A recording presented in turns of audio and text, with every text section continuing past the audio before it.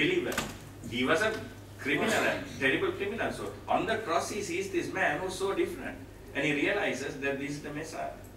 This is the fifth seal. The locusts are released.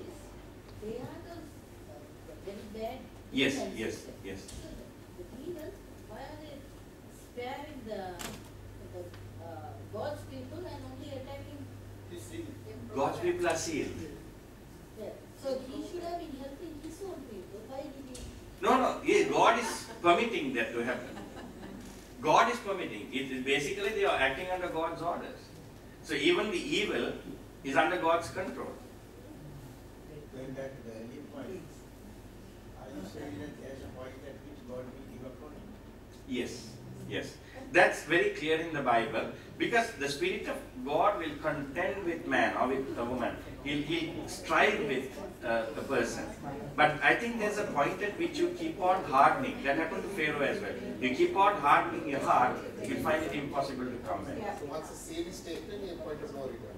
No. I'm talking about, not talking about sealing. I'm talking about a person in believing. If a person continuously keeps on rejecting the gospel, at one point the Spirit will stop striving with that person. So that tipping point for Judas, I think, came during the Last Supper.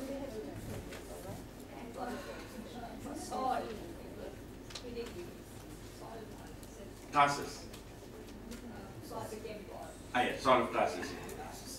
I sometimes find it difficult to work out what is actually historical and what is symbolic.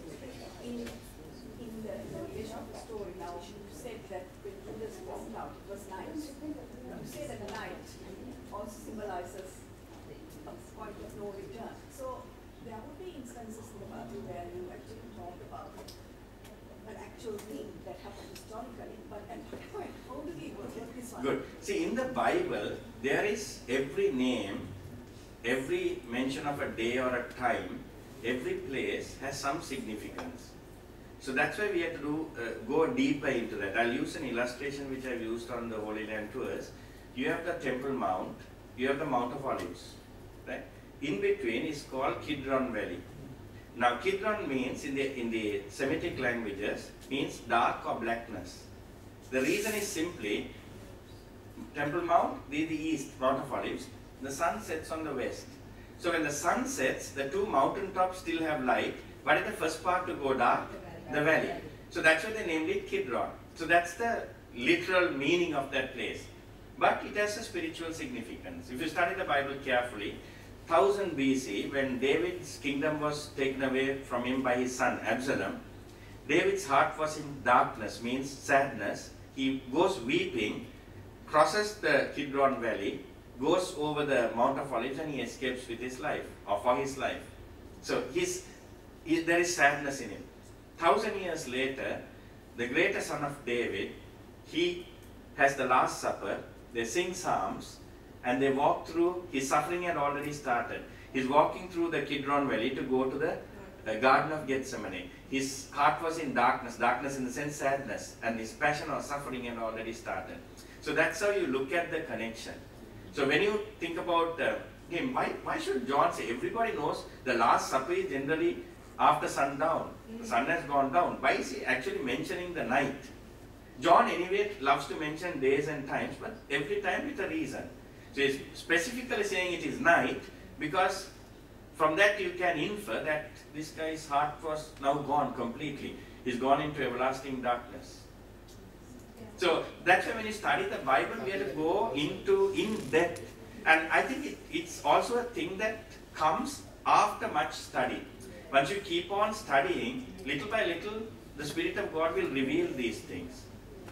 Maybe he had the love of money because he was carrying the... Yeah, and power. Yeah. Judas was a believer. No, we don't know. No. Judas was not a believer. He is doomed to destruction, the Bible says, a man of perdition. So he's not a believer. And why? At the beginning of God's ministry, it says one of them was what is the word used?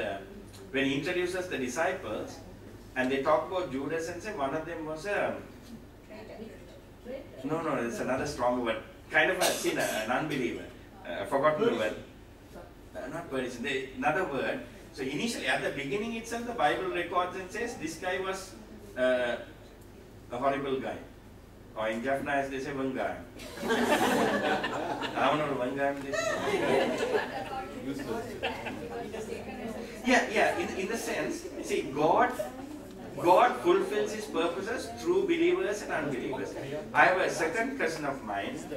He came to know he was running away from God. You know who actually brought him to our church, where he heard the gospel and became a believer? A Muslim. A Muslim who used to come to church to play cricket, brought this boy and said, come and listen to the sermons, they are good. And the funniest thing is, that Muslim guy never came to the faith. He left us later, said, I don't want to change my religion. So God used a Muslim to bring this second cousin of mine, and he came to the Lord, and he's serving the Lord now. So what will happen to the Muslim when he never became a believer? He became won't Judas. be rewarded because he brought Maybe he'll get rewards. That's a good thing he did. So reward in the sense, less punishment. So they'll be judged according to their works. But he has to accept it.